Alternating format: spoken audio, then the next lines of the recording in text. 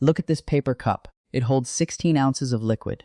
The ingredients inside cost roughly 50 cents to produce. But the customer who just walked out paid $6 for it. And tomorrow morning, that same customer will be back. Not because they forgot how much it cost, but because something about that transaction felt worth repeating. That feeling is not an accident. It is the product. And understanding how a company sells a feeling for $6 at scale across tens of thousands of locations every single day is how you understand one of the most quietly sophisticated businesses ever built. Starbucks serves roughly 11 million customers every single day, not every month, every day. That number alone tells you this is not really a coffee business. A coffee business sells coffee. What Starbucks sells is a daily ritual that happens to involve coffee. And the economics of selling a ritual are completely different from the economics of selling a product. Here's the first thing to understand. Coffee itself is a commodity. Arabica beans are traded on global exchanges. Any cafe in the world can buy them. Any barista can learn to pull an espresso shot. The ingredients that go into a Starbucks drink are not proprietary. They are not scarce. And they do not justify a $6 price tag on their own. But here is something strange. Customers rarely think about the ingredient cost when they order. They think about how they feel when they walk in. The warmth of the store on a cold morning, the familiar smell. The sound of their name is called out when the order is ready. The small ritual of choosing exactly how they want their drink, written in marker on the side of the cup. None of these things cost Starbucks much to provide, but all of them justify a price that no ingredient cost ever could. This is the foundation of the entire business. Starbucks earns the right to charge what it charges, not because the coffee is extraordinary, but because the experience is consistent, predictable, reliable. And when you repeat a reliable experience enough times, it stops being a choice and starts being a habit. And habits are where the real money lives. So how does the business actually turn that habit into revenue? The most visible revenue stream is the simplest one. Customers walk in, order a drink, and pay. A handcrafted beverage at Starbucks can cost anywhere from $4 to over $8, depending on the customization. Food items, from pastries to sandwiches to protein boxes, add additional revenue to each transaction. The average ticket per customer visit has grown steadily over the years, as customers increasingly customize their orders with extra shots, non-dairy milks, flavored syrups, and additional toppings. Each modification adds a small amount to the bill, and across 11 million daily transactions, small additions become enormous numbers. But the transaction is not where the most interesting financial mechanics happen. Here is something that most Starbucks customers never think about.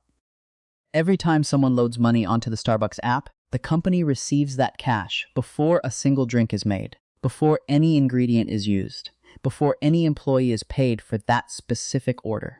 The money arrives immediately, and Starbucks holds it until the customer decides to spend it. Across tens of millions of app users, this prepaid balance represents hundreds of millions of dollars sitting in Starbucks' control at any given moment. Starbucks calls this stored value. Accountants call it a liability because technically the company owes those customers drinks. But in practice, it functions as an interest-free pool of cash that Starbucks can use to fund operations, while the customers get around to redeeming their balances. And some of those balances are never fully redeemed. Customers load money, forget to use parts of it, let gift cards expire, or simply stop visiting. The unredeemed portion eventually gets recognized as revenue by Starbucks. The industry term for this is breakage. Breakage is not the largest revenue line in the business, but it is pure margin. No product was made.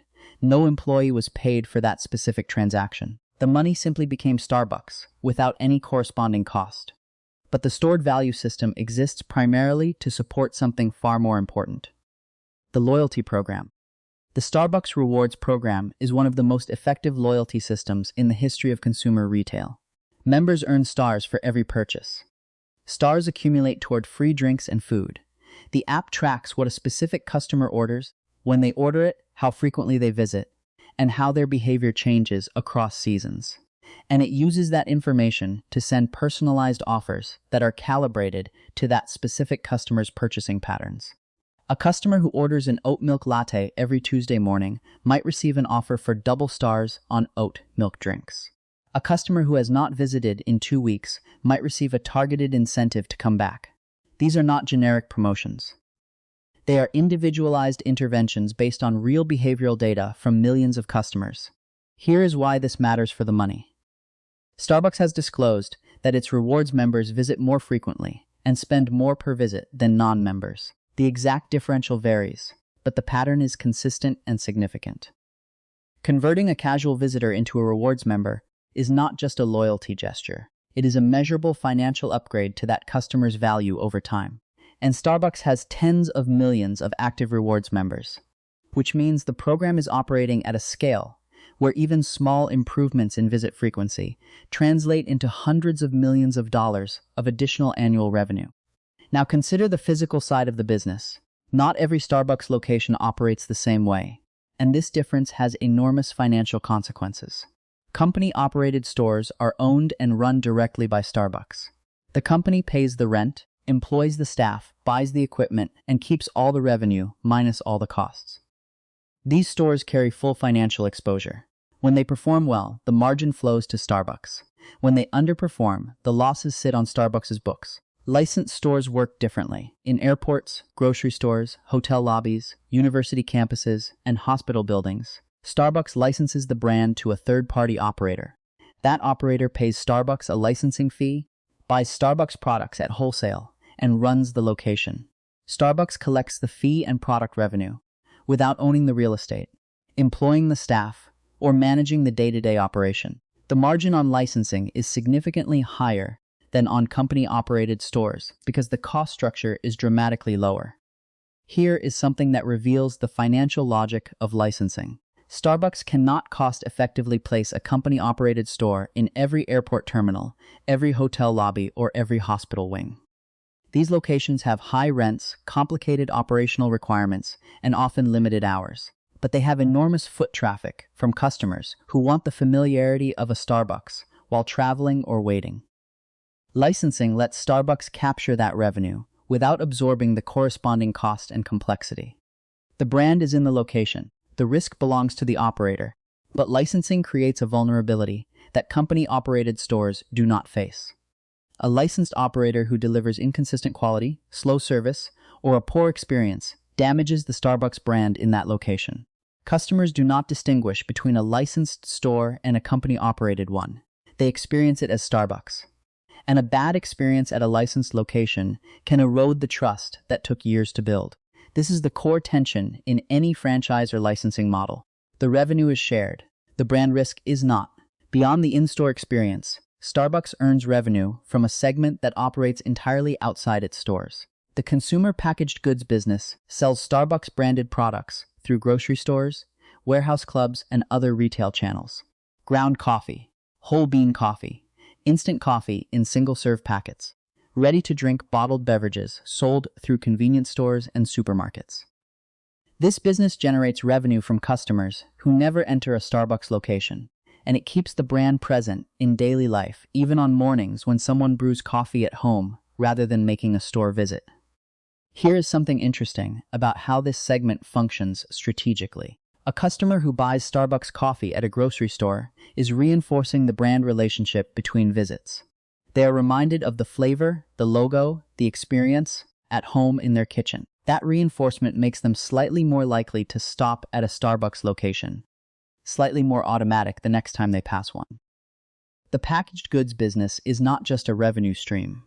It is a marketing channel that keeps the habit warm. The food business inside stores follows a similar logic. Starbucks is not primarily a food company.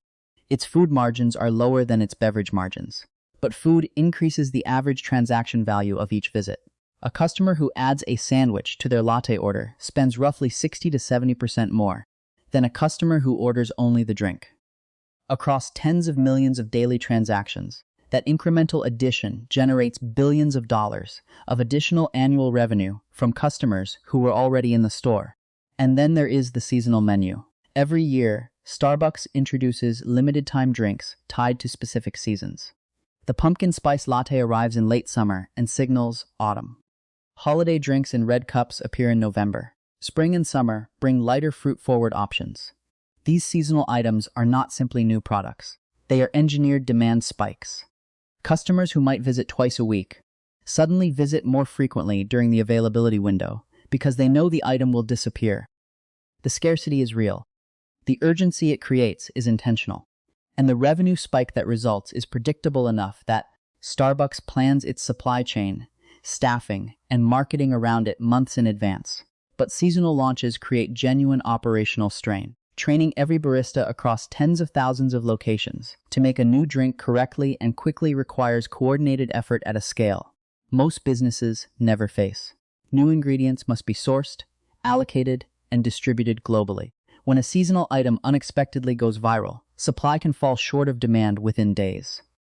Managing that gap is a logistics problem that sits behind every seemingly simple seasonal launch. Here is something counterintuitive about how Starbucks handles cost pressure.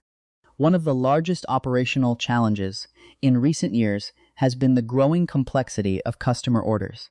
A drink with 5 customizations takes longer to prepare than a standard order.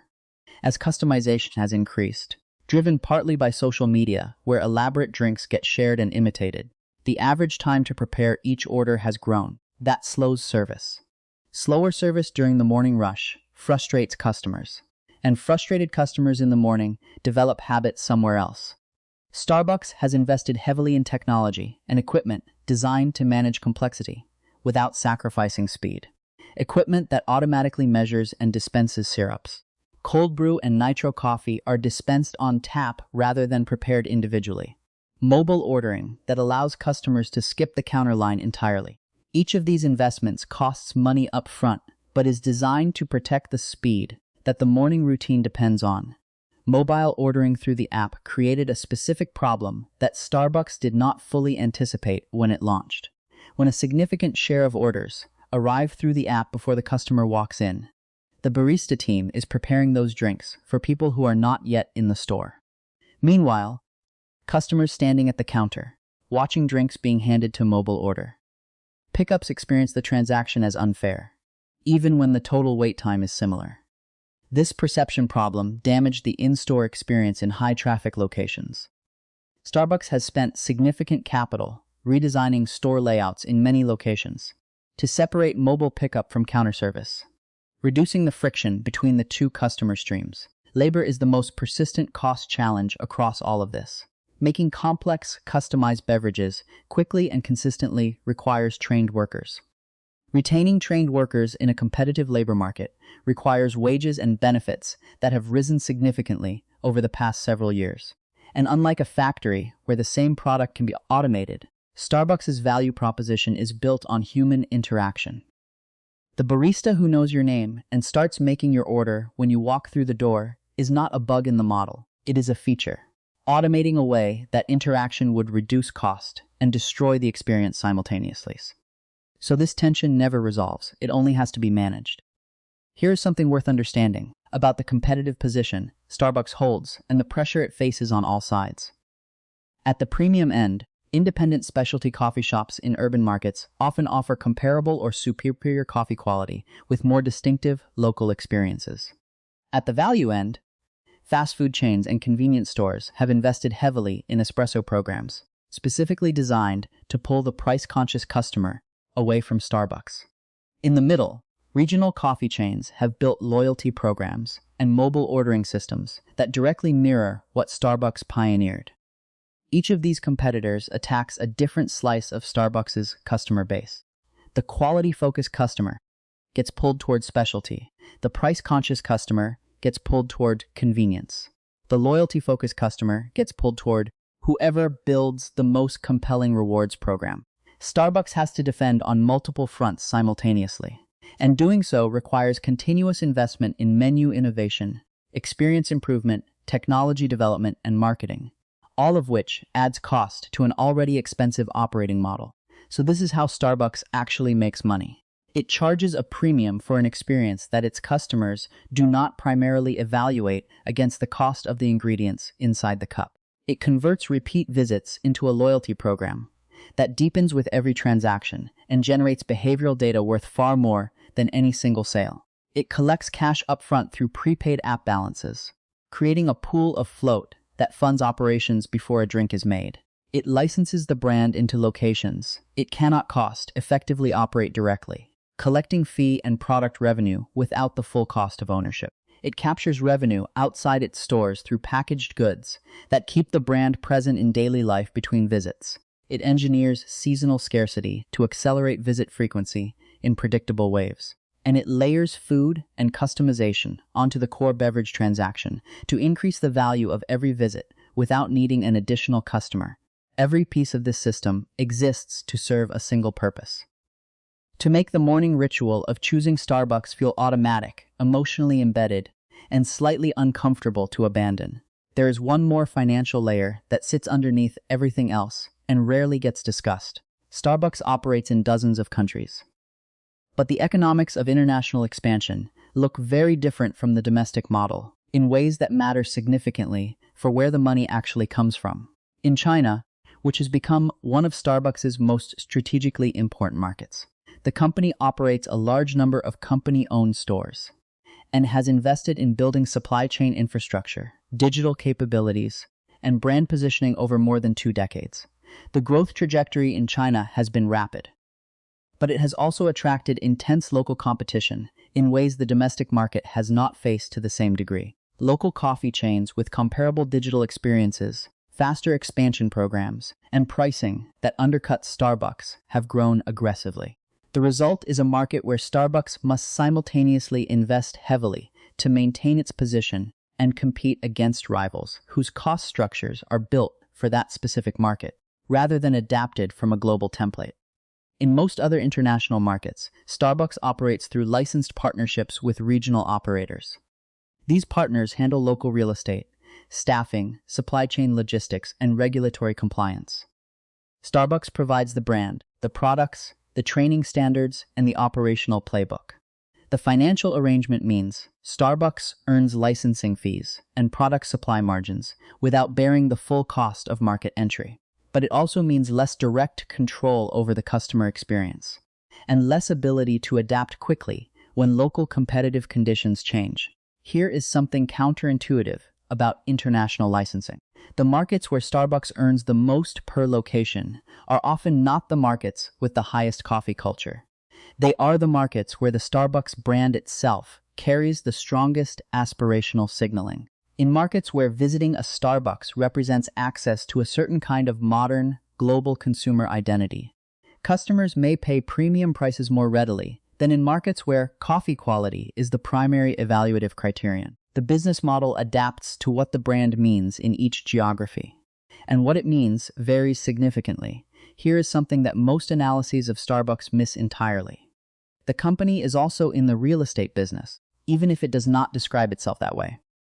Every company-operated store requires Starbucks to negotiate a lease in a specific location, commit to a multi-year rental arrangement, and make capital investments in fit-out and equipment that are sunk costs from the moment the store opens. The quality of those real estate decisions compounds over time. A store in a location where foot traffic grows over a 10-year period becomes progressively more valuable. A store in a location where foot traffic declines becomes progressively more expensive relative to its revenue. Starbucks manages a real estate portfolio of tens of thousands of locations simultaneously. The skill with which it makes, maintains, and exits those location commitments is a meaningful driver of financial performance that the product menu has nothing to do with. Here is something worth sitting with about the overall architecture of the business. Every element of what Starbucks does is connected to every other element in ways that make individual pieces difficult to evaluate in isolation. The morning routine brings customers in. The routine creates data through the app. The data makes the loyalty program more effective. The loyalty program increases visit frequency.